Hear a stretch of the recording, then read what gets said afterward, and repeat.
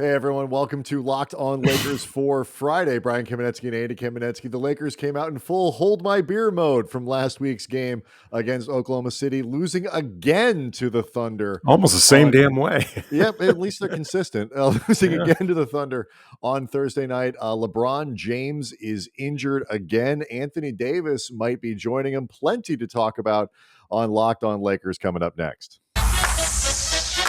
You are Locked On Lakers,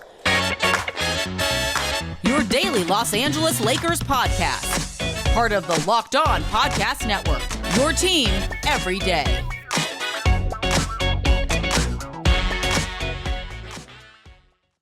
Want to thank everybody for making Locked On Lakers your first listen of every day, even when it's painful like it is today for Lakers fans.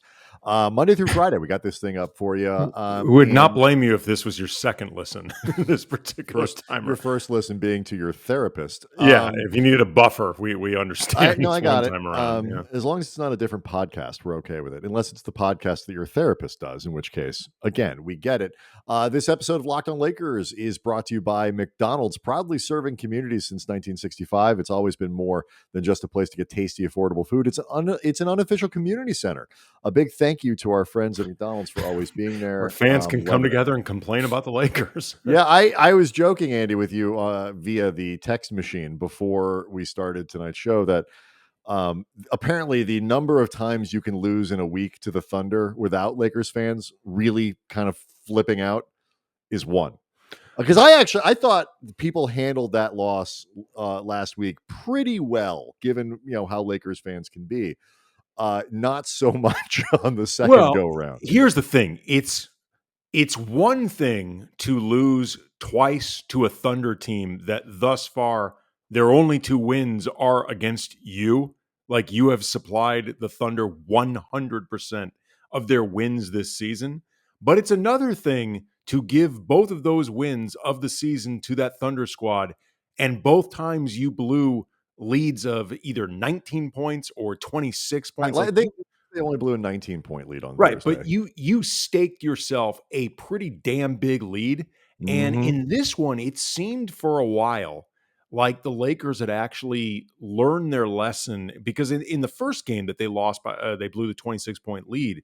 They started taking their foot off the gas like super early. I mean, like about right. Like maybe no, it was in the middle of the first second. Yeah, it's like 2 minutes in the second quarter. They were like, This game, they actually seemed like they weren't doing that. Like they actually seemed in the first half like really dialed into it, which made them going into the locker room at halftime with, I think, like a 4-point lead.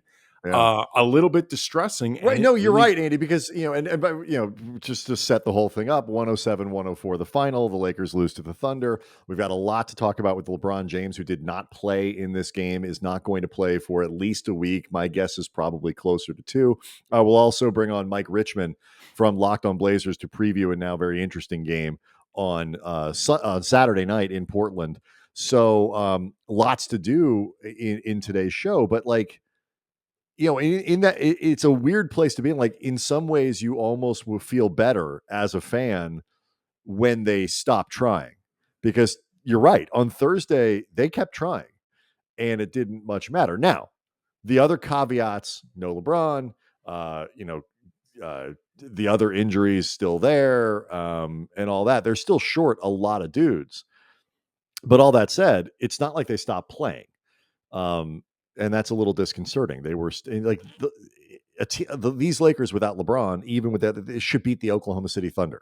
Yeah. They just should. And Frank Vogel said as much after the game. This is a game we should win. You rarely hear coaches say that about other NBA opponents, but they should win this game. And they didn't again.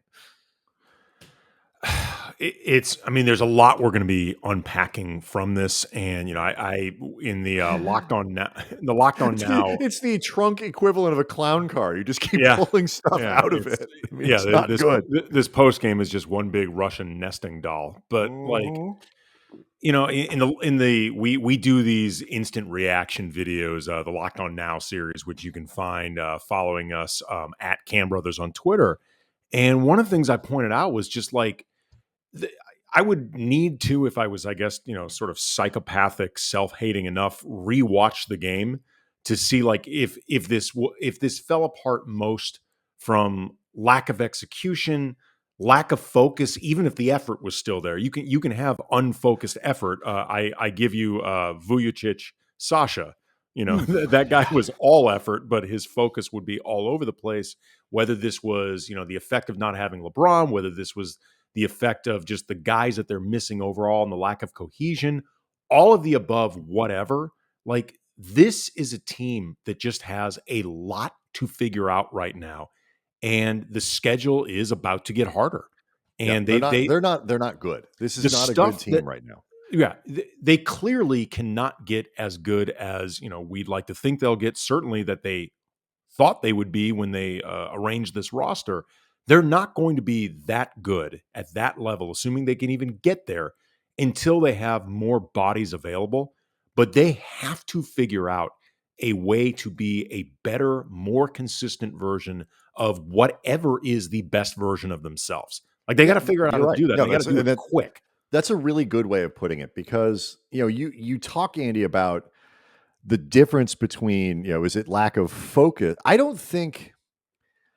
It's very hard for me to pin it on focus, because I think focus is for good teams, to some degree. I mean, kind of follow me here. Like, it can be hard when your team isn't very good or isn't cohesive, kind of even in their best moments, to figure out where focus ends and the inability to play together and play in a cohesive way begins. Because they don't know what they're focusing on, like they don't know where their foci are, so I'm not even sure if they're at the level where they can completely lose focus, because they're not disciplined enough and knowledgeable enough with each other or whatever. They have good players, in Anthony Davis. Even, when LeBron doesn't play, Anthony Davis and Russell Westbrook are good basketball players. Davis played a great game tonight. We'll talk about his thumb, which he hurt in the first half. Terrified the crap out of Lakers fans by not coming out to start the second half, but quickly did check in. Didn't even ask Frank Vogel, just ran right to the table. Little presumptuous. He did say he's not sure if he's going to play Saturday night in Portland, but he finished the game. So it's like, if it were really bad, the Lakers wouldn't have let him finish. I don't know if they took x-rays. I don't know if they needed to.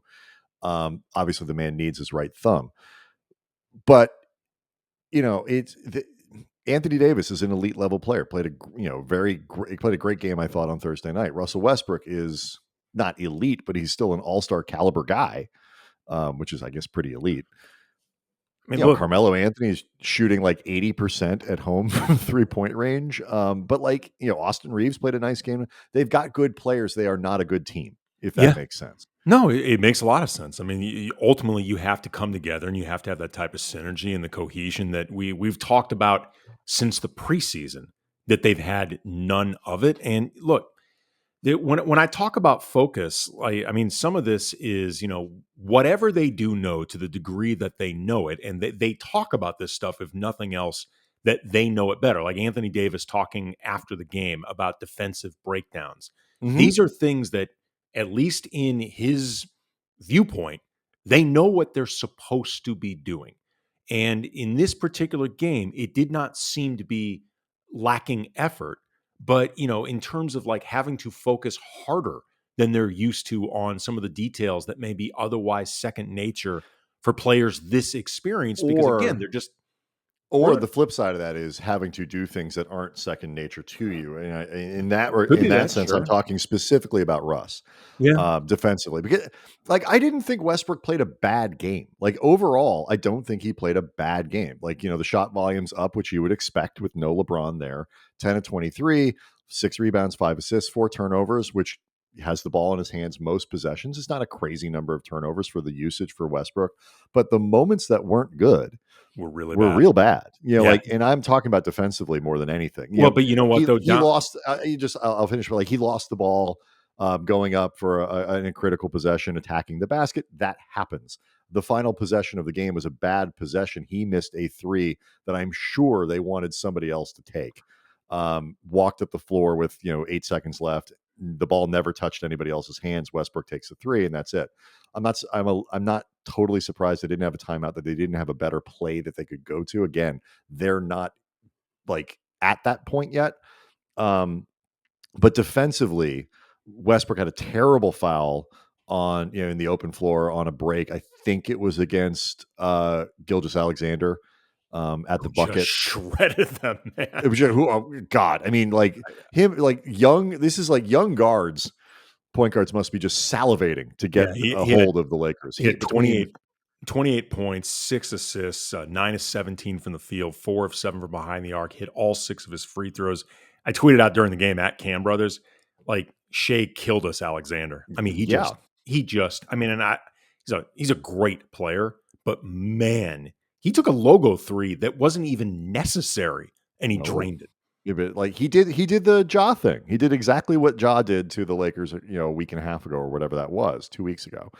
But like West, and then on the critical 3-pointer that Kenrich Williams hit, Russ got caught in no man's land and did neither of the things that he could have done to either make a pass more. He got stuck kind of in that place where you go like, oh yeah, Westbrook's not a super reliable defender, particularly in a team structure yet. And so like that, you see the shortcomings there. You see, the problems that they're having defensively, the lack of trust that Frank Vogel has defensively in somebody like Malik Monk, who only played 13 minutes on a night where LeBron wasn't available.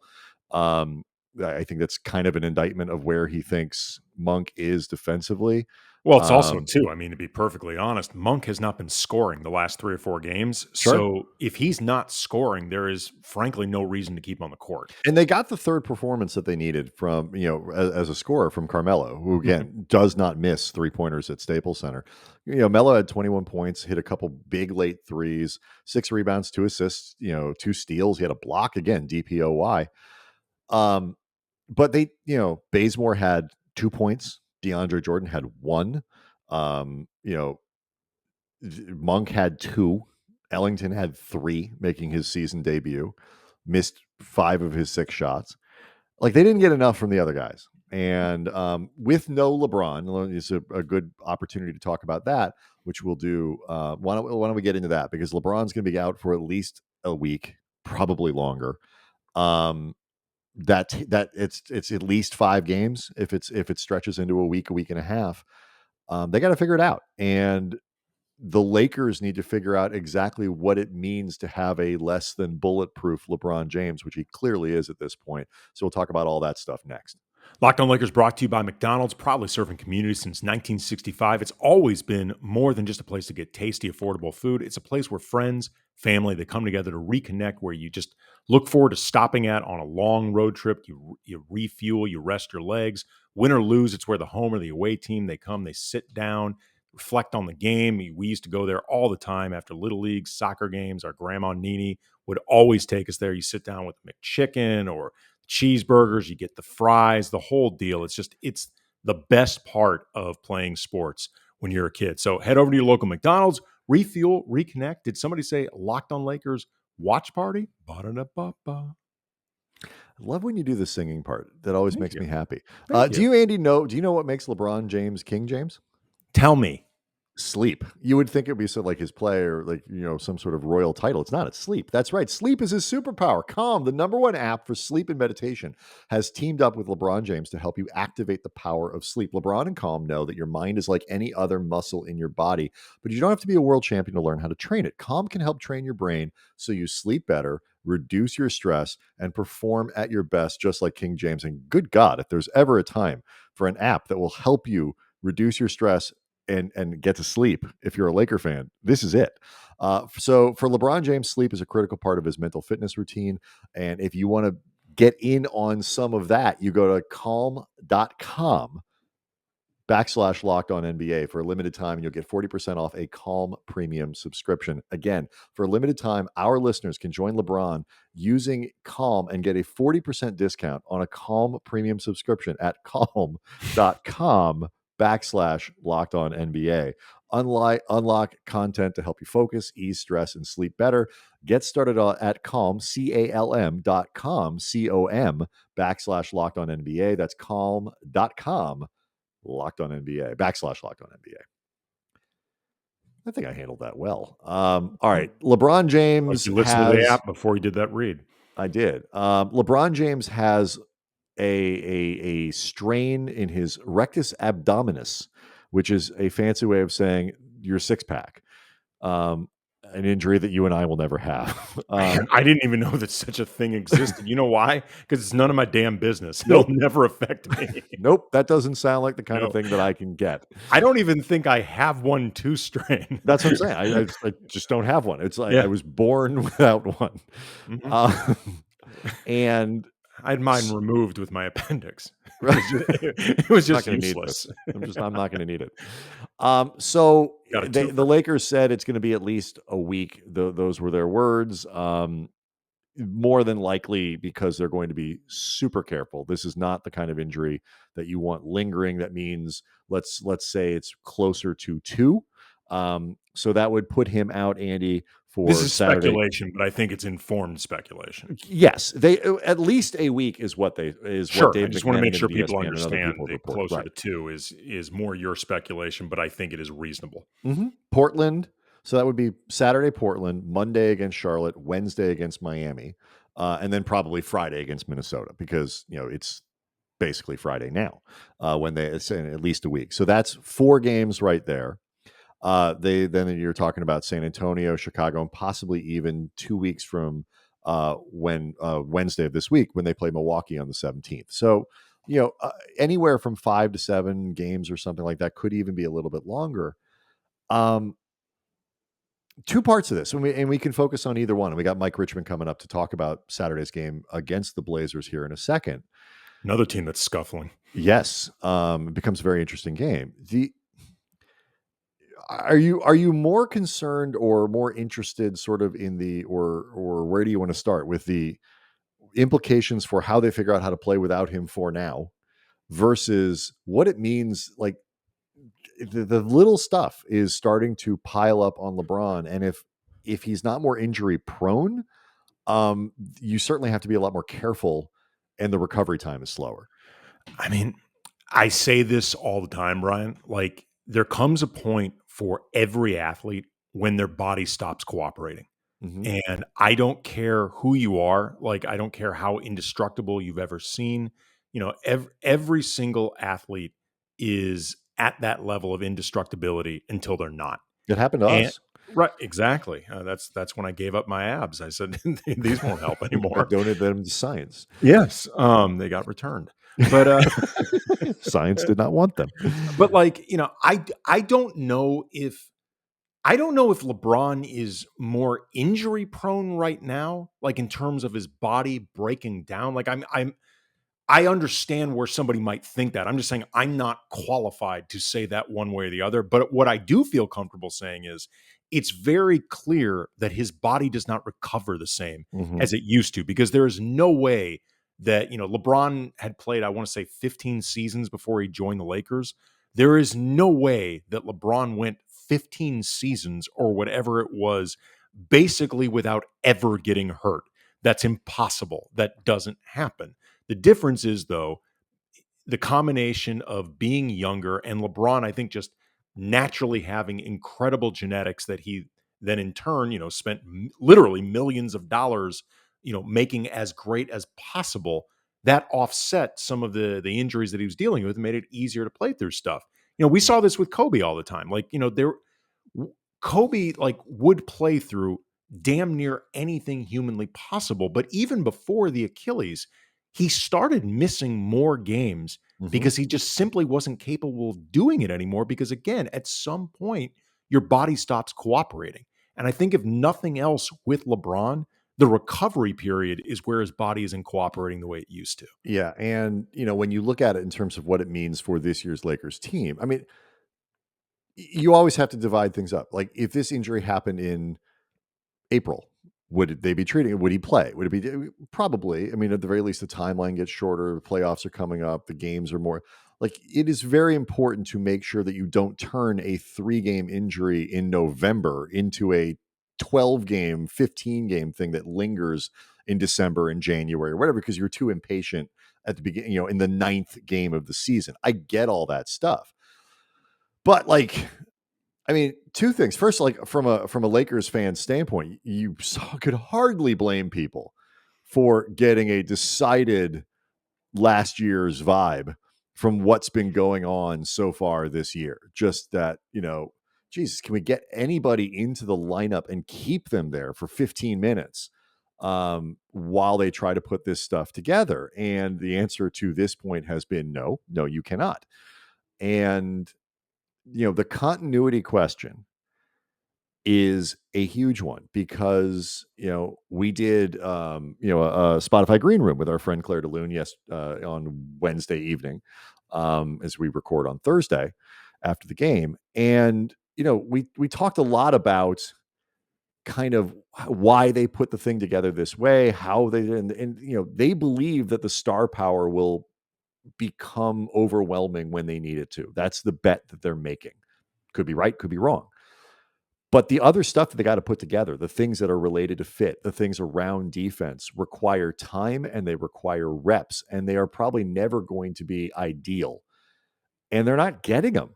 And they're not going to get them now until Thanksgiving, it looks like. Before it was, they might not get it until Halloween. Now it's Thanksgiving. And if anybody else gets hurt, now you're looking at Christmas before you have a chance to play 10 games.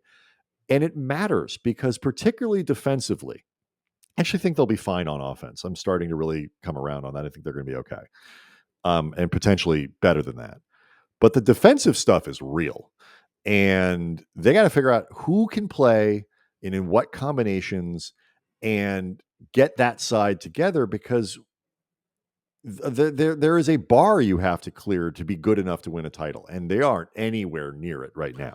Yeah, and it's only going to get more potentially difficult if AD ends up missing a game or two because of this sprained thumb. He was asked after the game if he planned to play on Saturday, and he said, "We'll see how it feels." I mean, I give him a lot of credit for gutting through this thing because it was very clearly painful, and I think there had been even some uncertainty about whether or not he'd end up returning in the second half. He ultimately did. He played.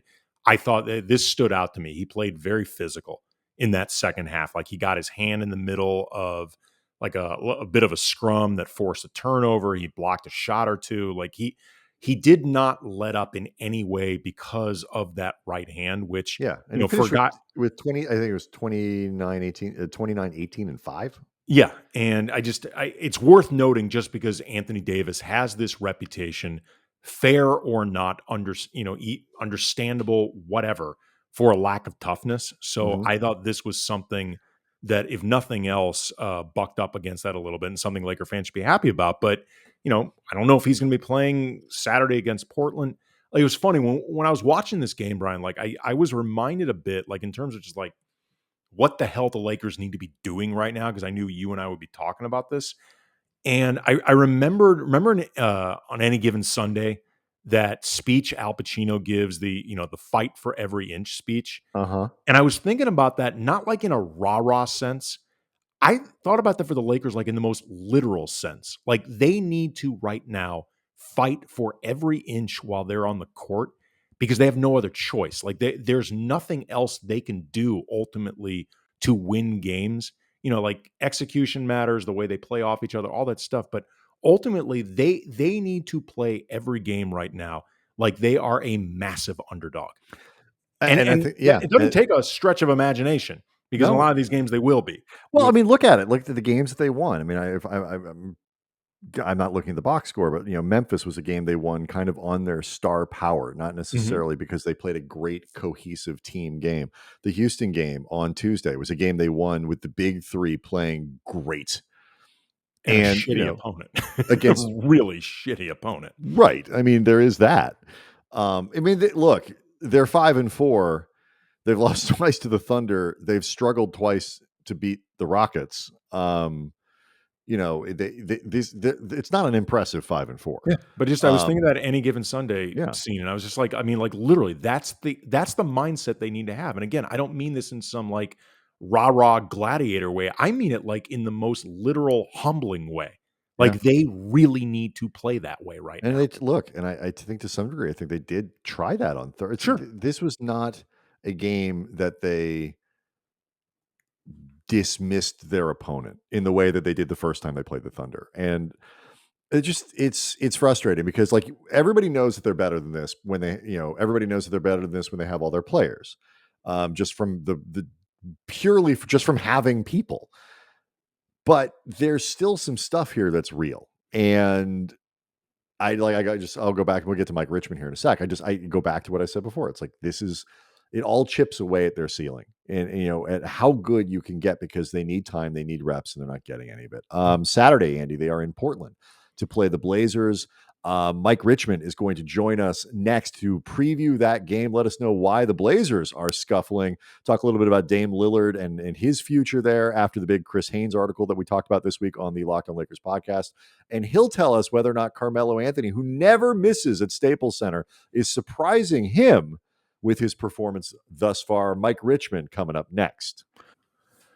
Locked On Lakers brought to you by Built Bar. I love Thanksgiving. You get all that great food, so much of it, but you got to offset some of that decadence with like something that isn't just all calories and sugar, which makes it a perfect time for Built Bars, the new holiday dessert. Feast on something that tastes great, but you don't feel bad about it. Like, for example, slice of pie on average, like 300 calories, and that's on the low end before the That's ice small. cream. That's a small slice. Right, exactly. The whipped cream, all the stuff that makes it so bad for you tastes great, bad for you. Most Built Bars only 130 calories, only 4 grams of sugar, tons of protein, low calorie, low carb, low fat, high protein, covered in 100% chocolate. Great option when you're feeling hungry. If Thanksgiving ain't coming enough soon, go get a Built Bar or two. And there's nothing like a Built Bar Black Friday. Mark your calendar. Black Friday will be a huge event. All sorts of surprises. So go to BuiltBar.com, use the promo code LOCK15. You get 15% off your first order. Again, promo code LOCK15, 15% off at Built.com. Mike Richmond, you guys aren't really off to a hot start either. Dame Lillard has been as bad over the first, 10th of the season as I think he's ever been. What's going on up there? Well, yeah, this is probably the worst stretch I've ever seen Dame play in my 7 or so years around the team. He's just missing shots. I mean, there's probably some physical stuff that he's just not admitting, which is holding him back. But also, he's just bricking shots he can make. And they are winless, 0-4 on the road. They just cannot find it on the road. They got smoked by the Clippers. They lost 3 games this week on the road. They've looked pretty good at home, but it doesn't travel. So luckily for the old pinwheels that they face the Lakers at home in a building where they've been pretty good. Yeah, I'm pretty sure the NBA thought they were just doing more Rockets games and just got confused. But, anyway.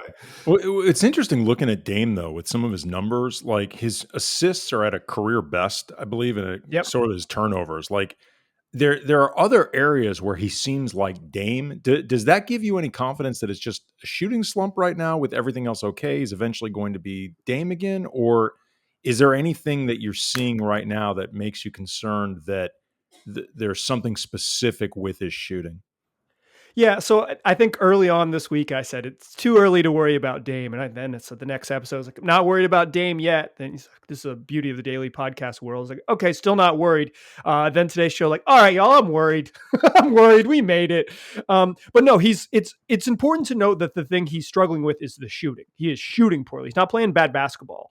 He's still got a really good command of the floor. He still demands attention from defenses. He's probably even left some assists on the board where his teammates have bricked some shots.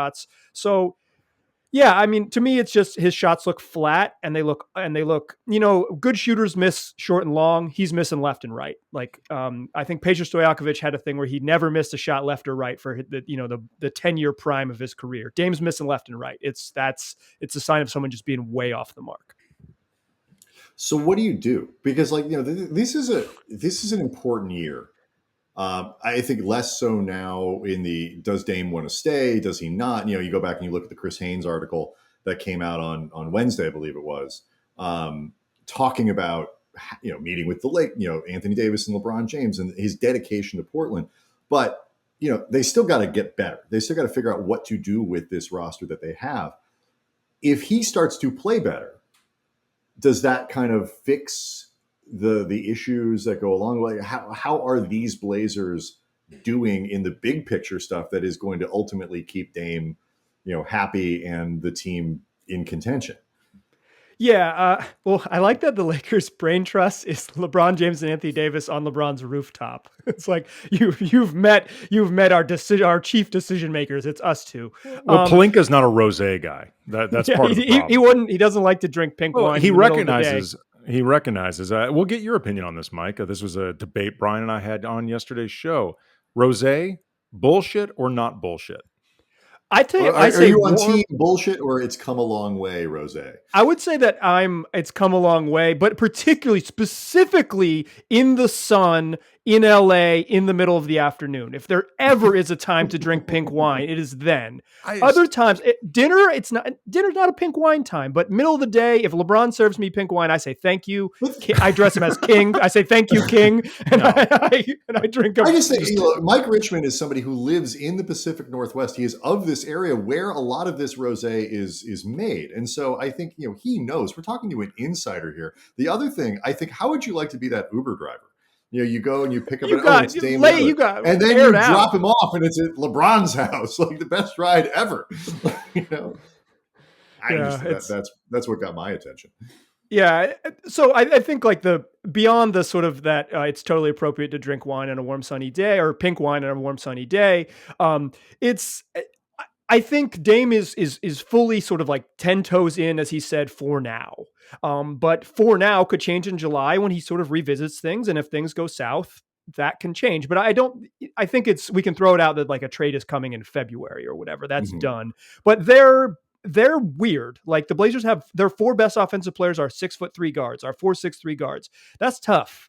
They've been playing with that 4'6" guard lineup to close back-to-back games. They have lost both of those games, maybe related, but like they're just a weird roster. Some kind of shakeup is coming to make this team more competitive because as they are right now, this is not a team that you could even fool yourself into saying championship. You might be able to talk yourself into hard playoff out at this point. Okay. I want to get, I know a lot of the talk about the Blazers and trades, that focuses on Dame asking out, but like in terms of what they can do, like, is there anything they can do that would matter other than trading CJ McCollum? Because looking up and down the roster, it's like CJ and Dame as the most expensive guys and the 2 guys who are the best. And then some medium-sized contracts with like Nurkic, Norm Powell, stuff like that. And then a bunch of guys who are making $3 million or less and are pretty unproven. So I'm just sort of wondering what they can actually do. Yeah, this is so. If you're really curious about this, tomorrow's show, Locked On Blazers, will address this specifically. So, dear listeners, if you want to know how it's going to work, we're going to talk about that on tomorrow's show, available wherever you get podcasts and also on YouTube. But yeah, like their most tradable parts is CJ McCollum, but he makes $30 million a year. And does a young team want CJ? So it's like you're not trading him to like a rebuild type team. That's tough. Yusuf Nurkic is like an above average center entering free agency. Is that an appealing piece? Do people want that? Do they want a slightly above average center who's you have to pay in the summer? I don't know. And Norm Powell's under contract for this season and 4 others beyond it. That's a lot of Norm Powell to commit to. So it's Anthony Simons. It's Anthony. So it's like if you could talk yourself into Anthony Simons, that's the trade. But he doesn't make a lot. He doesn't make enough money to move the needle. Exactly. So now you're talking. Okay, what if you take Nurk and Anthony Simons? Well, can the Blazers be competitive with that? Like they don't have a lot of outs. The whole point here is you're trading for things that make you better. If it's immediately better, right? Immediately better. I was listening to some the through line with the Lakers that you hear a lot. You listen to sports media, whatever is in LA is, well, don't worry. Like what happens right now, like this isn't going to be the team. It'll be very different after and how? Like really? Because I have no doubt they'll kick tires on the buyout market and all that, but they don't have stuff to trade. You can't package 6 guys making the minimum for one guy, somewhere. Like they have the contract of THT and Kendrick Nunn. That's basically, but then you have to replace those guys and like it is very difficult for the Lakers to get better. But like along those lines, so like when people go into this game on it's Saturday, right? It's not Saturday night, it's a weird Saturday game, at least for Lakers schedulers. what should Lakers fans expect, particularly since no LeBron. The last couple times that LeBron hasn't played, it has meant more centers for the Lakers because they have no alternative there. So a bigger version of the Lakers against the Blazers with no LeBron looks like what? Who knows? So the Blazers, they have not really gone super big. They can go bigger with Robert Covington at the 3 and Larry Nance at the 4 and Yusuf Nurkic or Cody Zeller at the 5. And we just haven't seen that yet. We haven't seen that. That's like their version of big. The Lakers version of big is just freaking gigantic. So it's like, it's not the same thing, but that's what it looks like. But I also think the Blazers I think they will play this. If you see the minutes where Anthony Davis plays 5 and the Lakers are relatively small, I think you'll see the Blazers with this freaky deaky 6'3", 6'3" dudes spread them out and try to lean into their strengths. They were supposed to take a step forward on defense this year. There have been flashes when you're like, oh, this is a competent defensive team, and then they haven't had it for a week. They just George Niang got loose. Miles Bridges got loose. PJ Washington got loose. I mean, you name any like decent 6'9" adult, and they got loose against the Lakers don't Blazers have any this of week. those, so don't worry about it. I wanted to actually ask you, because all of what we're talking about, with Dame and stuff like that is really a referendum on how much better the Blazers can be. And you mentioned like the defense, they've shown some flashes. And if you look at their advanced numbers, they're still not good, but they are better than last season's. And like, notably, I mean, the difference from god awful to simply bad may not be enough. But with that in mind, what, if anything, looks different, like tangibly, under Chauncey Billups versus Terry Stotts?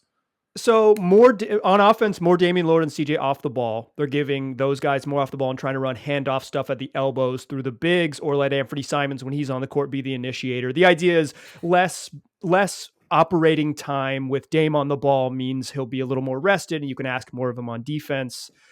It's not his comfort zone though. So that in crunch time, they totally abandoned that. And on defense, they're playing a little more aggressive. They played almost exclusively drop coverage the last 5 years. Now they're bringing the big higher up on screens. They're being more aggressive on the help side.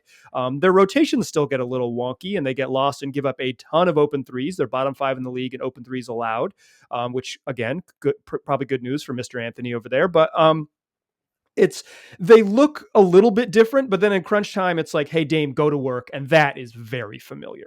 Mm-hmm. So you mentioned Melo. I think we're pretty bullish on what he could do and in terms of being a catch and shoot guy with what he did in Portland and the performance that he had there. Are you at all surprised at how well it's going for him in LA? Because it's been great to this point. Yeah, I would say the 28-point games surprised me a little bit. But the idea that the thing he did best was he was an offensive player in Portland. He just couldn't, it doesn't fit the puzzle in the same way that maybe doesn't fit the puzzle with this current Lakers. Is like, who do we need to put on the court at the end of the game? Is it another older, offense only guy? But he was a really good shooter here. He bailed the Blazers out of a bunch of games down the stretch in the bubble. And then last season, just by being someone who could catch and shoot. And he's really morphed into an elite catch and shoot guy. It's what made Olympic Melo special. Now Staples Center Melo, or whatever you guys are calling him down there. I guess pink wine Melo. He's that guy. And LeBron James has had a really good track record of turning guys who can shoot into great shooters. If you're open and you stand still, he'll get you the ball where you need it. I'm surprised by maybe how good it's been, but Melo's good at one thing. That's why he's 9th in all time or 8th all time in scoring. He's still doing it. Last question for me, because hashtag old friend alert. How's Larry Nance Jr. fitting in with you guys? He's not as good as I thought he would be, honestly. I think he'll get there over the next 10, 15 games, but I was really a big believer in the Nance signing because of the defense and the playmaking and just the size and athleticism that the Blazers kind of need. He hasn't figured out, he doesn't seem to know where his shots are going to come in on offense. He kind of seems like he's floating around. That's like a newness thing. That's 8 games into the year. So I say 20 games in, we'll feel a little more comfortable about where Larry Nance is at. He can help. They've been playing a little more this week at small ball 5. I think by Christmas, we'll say, yeah, Nance was a good acquisition. But right now, he kind of hasn't exactly figured out where he fits in the puzzle. Mike Richmond is the host of Locked On Blazers. Is just, great guy, great information, great podcast. And you get it, as you say, wherever you find podcasts. All of those places have the show. And you find it on YouTube as well. Thanks so much for coming on, man. We really appreciate it. Hey, thanks for having me. If we need to talk more about when it's appropriate to drink wine, if that's a segment that we have, just hit me back up. We could have, blame LeBron. We could have done it much more today. Yeah, this is Pinot Noir country, but I know you guys have bigger news to discuss. Pinot Noir is lovely. Just people need to remember, rosé is nothing other than white Zinfandel rebranded bullshit. It's come a long way, Andy. No. Hey, listen, you live in a place where it's always warm. I live in a place where it's an occasional warm, and occasional warm means a treat, and that means rebranded bullshit Zinfandel. That occasional warm days. Yeah. There we go. Things that don't look quite as good on the label. Yeah. Appreciate the time, man. Thank you. Yeah, thanks for having me, guys.